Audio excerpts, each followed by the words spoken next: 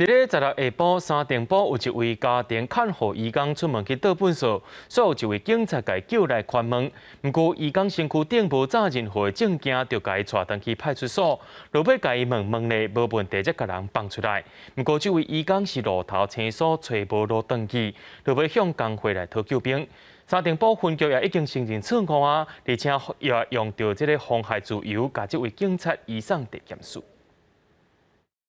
警察行进前大声喊要搬查义工，义工只是出外倒粪扫，无查证件，想要用手机摕证件相片互警察看，但是两人愈讲愈激动，落尾警察竟然用手铐把义工铐起来，用警车载登去派出所，把这位义工的手机抢走，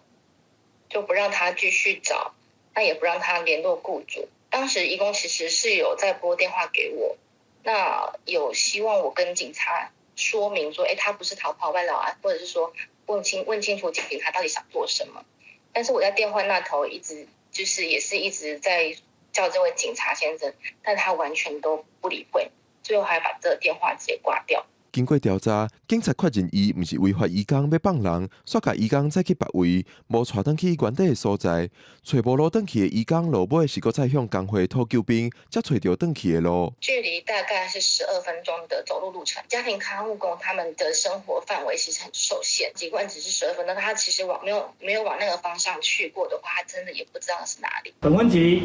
已经予以记过一次，并以最严厉的处罚，用刑罚 妨碍自由罪嫌移送新北地检署来侦办，并将员警